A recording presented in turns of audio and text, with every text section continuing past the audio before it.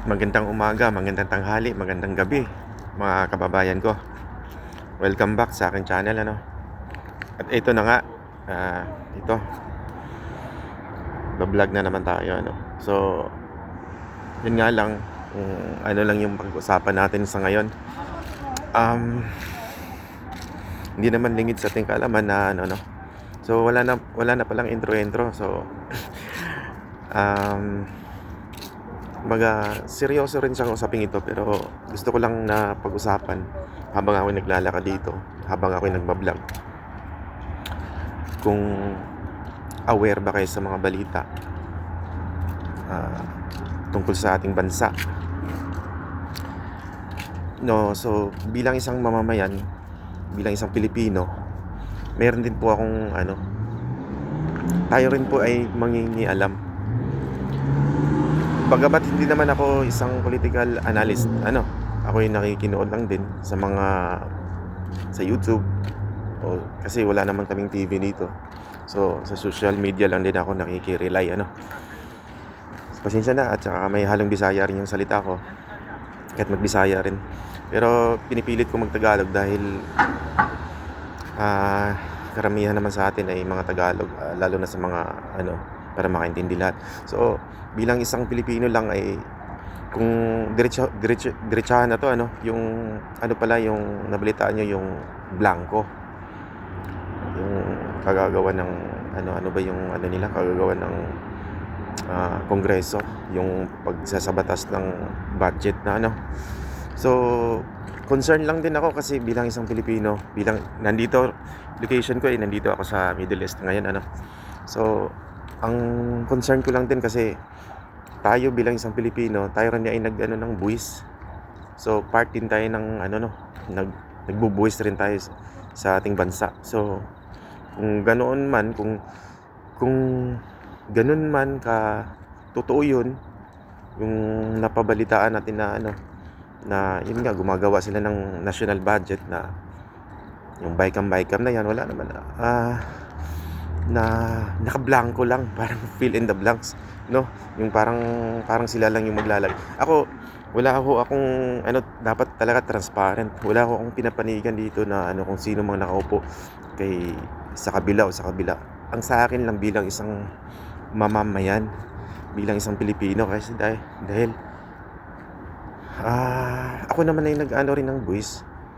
Kahit sino sa atin, lahat ng bawat bili natin sa Pilipinas, ako nagpapadala, may buwis din yan. So hindi ko ibig sabihin na ang sa akin lang yung transparency.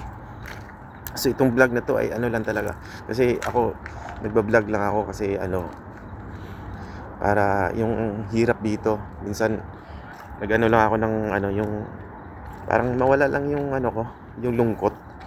Yun, napapanood ko sa mga ganyan kasi for the vibes lang talaga yung mga vlogs ko, para sa sarili ko. Pero sa ngayon nangingialam ako dahil hindi naman ako sa kabila, gandun ako sa kabila. Yung katotohanan lang, ang gusto ko lang yung may sana naman na may ko lang na may transparency yung ating gobyerno, na may isang batas na rin na sa publiko na yung mga ganyang usapin, na lalo na sa pera, sa gobyerno, lalo na yung mga budget na yan.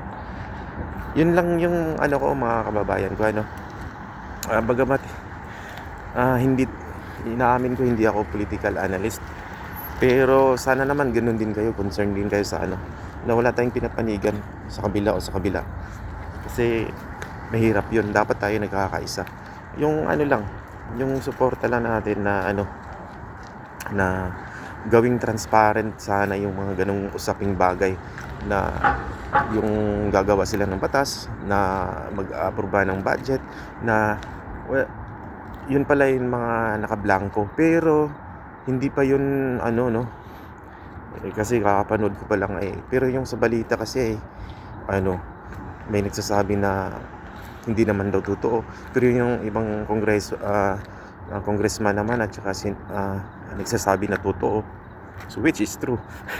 So ang hirap tayong mga mamamayan na nagsasuffer din, kasi kung dati pa yung ginagawa nila, di ba Sana naman 'wag niyo akong i-bash. Hindi ho ako bayarang vlogger, ano ako sa sariling ano ko lang 'to, opinyon ko lang 'to, mga kababayan. Ano, sana naman ano, 'yun nga lang ang panawagan ko, sana ma-transparent na rin sana kung meron bang batas na gano'n na yung mga budget na 'yan bago aprubahan, kung maaprubahan man ay maisapubliko. 'Yun nga, sabi nila makukuha daw 'yan do'n sa data sa ano, sa may sinasabi silang gano'n na yung pupuntahan mo lang yung ano na yung website na 'yon. Pero dapat lang yung sa Bicam daw na sinasabi nila ay ano, i-transparent mo na 'yan na ganito ang hindi yung naka-blanko-blanko. Pero hindi ko naman sinasabing ano pa 'yan ano, kasi pag-uusapan pa 'yan, may mga baka bukas may iba na namang ano diyan na hindi yan totoo, ganyan. So, yun lang yung maano ko for today's video. Yun lang yung may share ko, dahil ako talaga ay hindi naman ako ano, sinishare ko lang kasi yung kung ano lang yung naano ng kalooban ko, kasi malay mo kung totoo. So kung totoo, so dapat transparent dapat, 'di ba? Kasi bilang isang ano, Pilipino, paano nga tayo uunlad, 'di ba? Paano nga uunlad yung bansa natin kung dati pa yang ginagawa? Kung dati pa. Kung sakali man, kung totoo ano.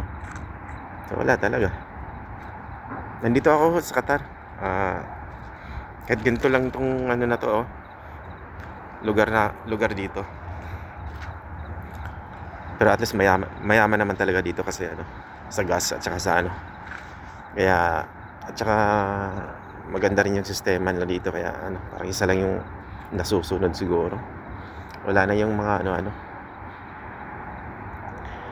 At saka yun lang for today's video, ano, medyo napahaba yung ano ko, yung pagpapahayag sa vlog ko ngayon.